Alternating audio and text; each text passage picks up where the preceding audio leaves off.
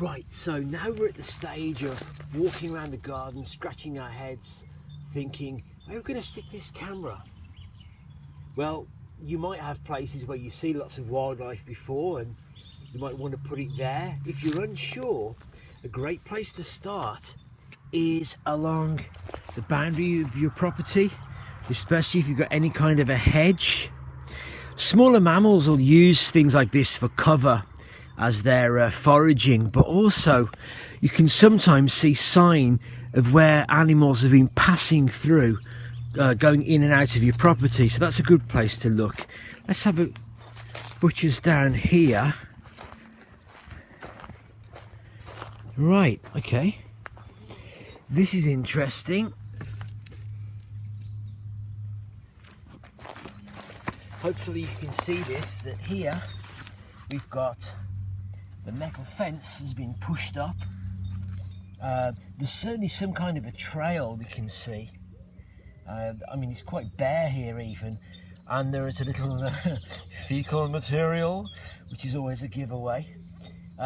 So this looks like a spot that probably gets a lot of traffic. Now, if I look around to this side, I really can't see anything, but that doesn't really matter. Next, we need to think about camera placement. For that, you need to look at the spec for your camera. It'll say things like focal distance and whatnot in your product details. But as another rule of thumb, you're probably safe being about 10 feet away from the subject. And then when you get photos coming in, you can adjust that later on, but we can start with about 10 feet away. Now that tree there, it's great to put a camera on there, but I'm not sure if animals are going to be coming along and going up there or down there.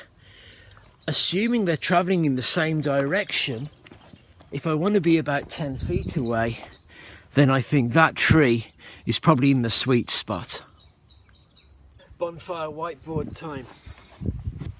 Right, so imagine you've got the edge of your tree like that there, and then on your tree you put your camera.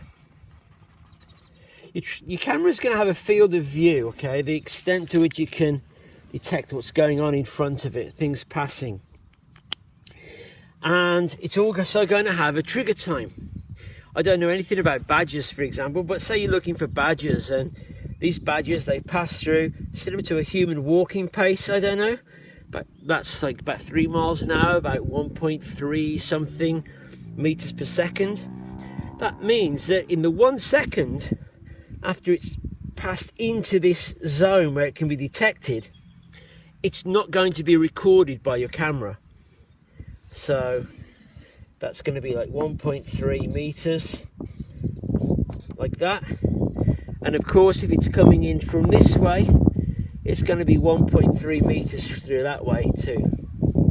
So if you're only a meter or so away, the chances are you're not going to see that badger. So it really does make sense to be a bit further out. I mean, of course, the animals aren't going to go in a straight line every time, but all things being equal, I think you get the principle of it.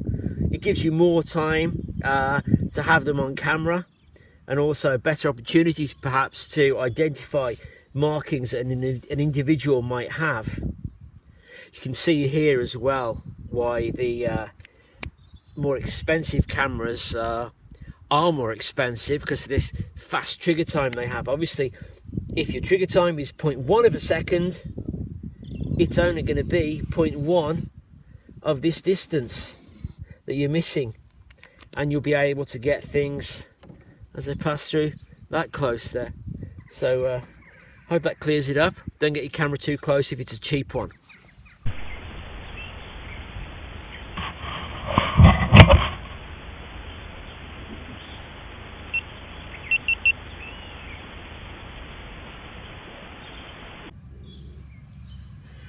Okay, so we've got the camera set up now, pointing in the right direction hopefully, and also I hope set at a good height to get some nice images around the eye level of these animals that I suspect might be a fox or a badger that's been using that hole in the fence there. But there's one thing that we can do extra, and that is to test the camera. And to do that, you've got to be the badger.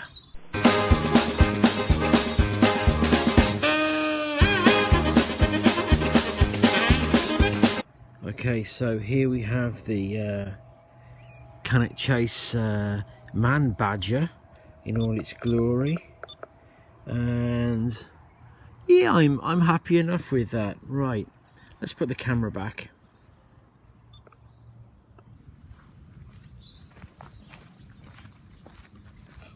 Another thing you might want to do is lure the animals in with a bit of bait.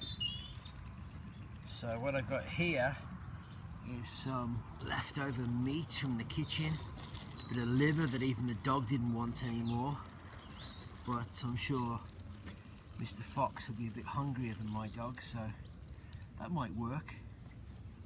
So of course these logs here are purely placed randomly set up with nothing to do with this camera. What do you think about using baits? Have you used baits before? What kind of results did you get with the bait that you used? Why don't you share your views and your experiences in the comments below? Thanks, bye.